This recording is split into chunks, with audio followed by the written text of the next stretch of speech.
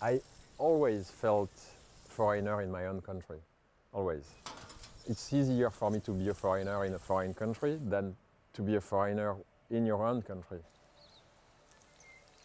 And Basqueria has always been about this. What you put into food, a full spectrum of things which are beyond food, like the community.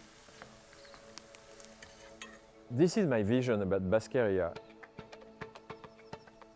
How did I end up here? It's a long story. I'm going west.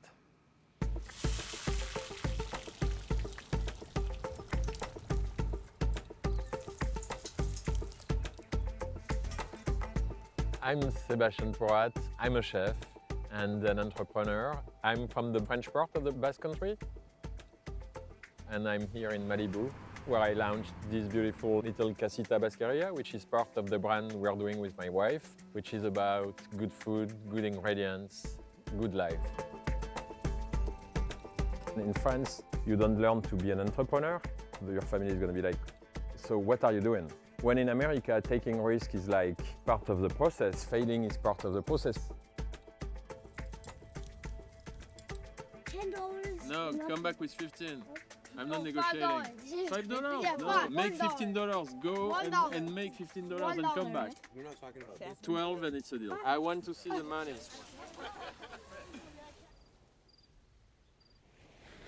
My parents, they met in Spain. They were doing some studies to become a doctor and a teacher, but they were very poor, so they would go across the border. They would go to bullfighting because at the time it was very affordable. I wanted to be a bullfighter. I'm bullfighting all the time because my life is the epitome of bullfighting for me. Malibu for me is Sevilla, you know what I mean? Taking risk. You're facing something big and you're at maximum risk. I met Sebastien back in 2007. What was his restaurant in Paris? Because at the time I was modeling and my booker would go there every single day. We met at the bar and then he introduced me to Sebastien and that was that. So I was doing the show, I was super excited. I get out, I change, and then I'm like, oh, so where are you? Let's go have breakfast. And he's like, I'm actually still in my bed. He was like, but let me make it up to you tonight. Like, I'll take you out for dinner. And that was 17 years ago. He was very lucky I gave him a second chance.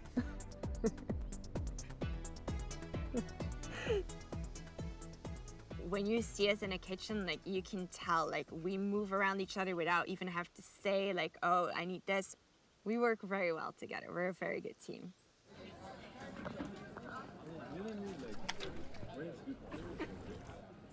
My grandparents who were farmers are very important to me because somehow I've never seen people that happy in my life. As a kid, I was like, how are they just happy like this, just being farmers? I remember well my grandfather inside the fireplace. It was not only a fireplace, it was heating the house.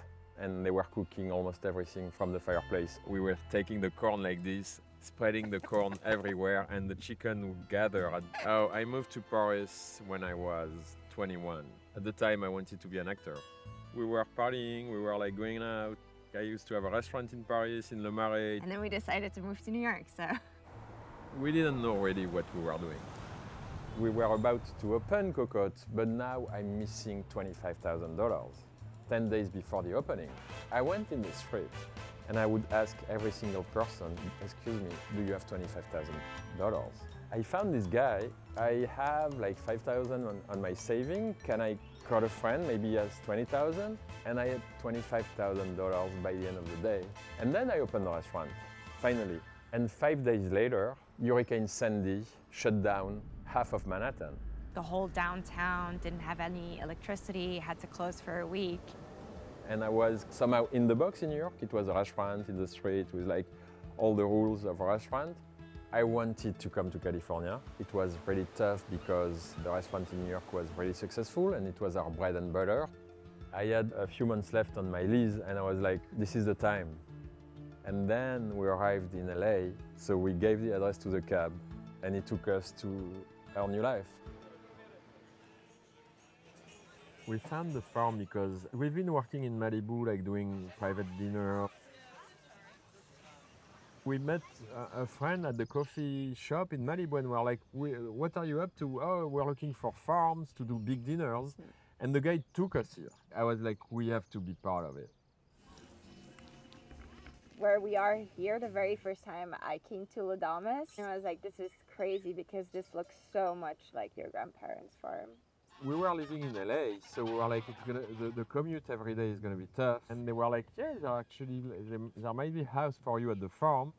We moved to that house at the farm, and they're great because this is a great spectrum of people.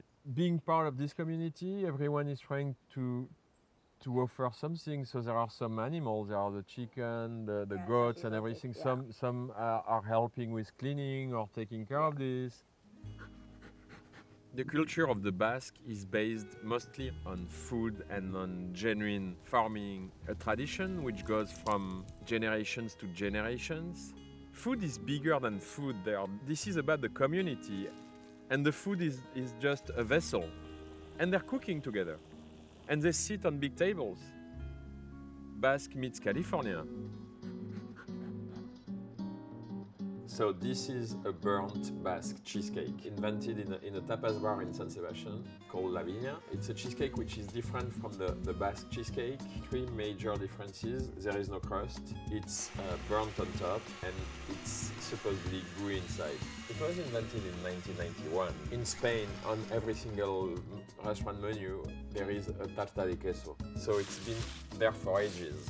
And then a guy, San Sebastian, tried to make a cheesecake, a combination of the both desserts, the American cheesecake and the tarta de queso, and he came up with this. This is a continuation of what I've been used to eat like as a dessert, like as a kid. It's quite intense. I was not a cheesecake guy until I came and I discovered it in New York, you know? So at the end of the day, this is a perfect combination with my culture and the culture I met here, and this is exactly what it is for me now. When I'm cooking over wood fire, for you and for people it's mesmerizing, so people are coming around and it's like talking to the generations. So when fire is on, people are gathering, it's like instinct. What's next for Basqueria? I feel the future is bright. I think like being here in Malibu is like changing a lot of things. If we never put ourselves at risk, we would still be in Paris.